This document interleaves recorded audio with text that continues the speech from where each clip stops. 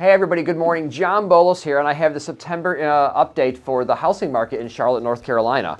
So new listings are up in the Charlotte region by 7.5%, up now to 4,688 listings. Pending sales also increased 14% to 3,552, and then inventory grew 42% to 9,454 homes.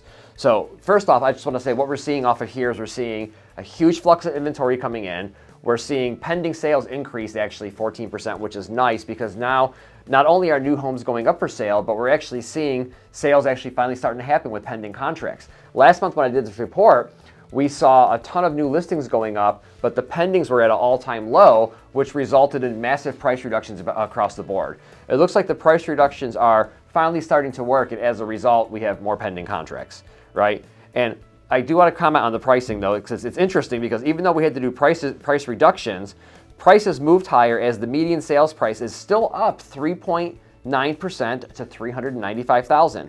And the month supply of homes for sale is up 42% to 2.7, indicating that supply increased relative demand. So just digesting this here. So first off, even though, sellers had to reduce the price to get some of their properties sold, the actual sales price, the average sales price for 2024 so far is $395,000. And this is the entire MLS. This isn't just Charlotte. This is everything that the MLS covers from Mecklenburg County down into South Carolina. And that month supply of homes, as I said, is up 42% to 2.7.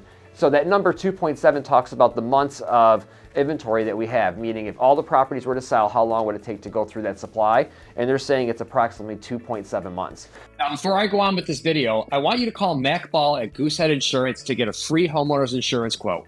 His number is here on the screen. He's an independent broker. That means he will quote all of your insurance companies from State Farm to Allstate to get you the best rate possible. He's the best. I personally use him, and he's a paid sponsor of our video. Now, on to the video. So usually a healthy market for real estate is about 90 days or so. So we're not really in a buyer's market or a seller's market in the moment. Based off of what I'm seeing, we're kind of in a neutral market where, we have an average monthly supply of homes at 2.7, and, it is neither a buyer's market nor a seller's market at this time. And my opinion also echoes with Zillow's latest report that just came out regarding that.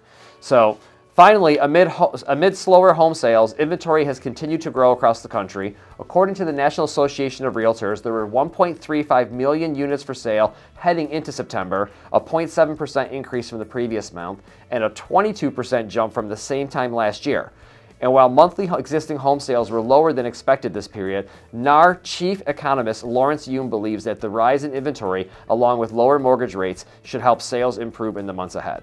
I would have to agree with that statement all the way, saying that, as more inventory is becoming available and interest rates are continuing to work down, that buyers will come out of the woodwork. I do think there's a lot of buyers that have just been waiting over the last year or so for the rates to come down or just for that moment. And I believe that fourth quarter going into spring should hopefully, stimulate the economy and buyers are back in the market and homes are being sold.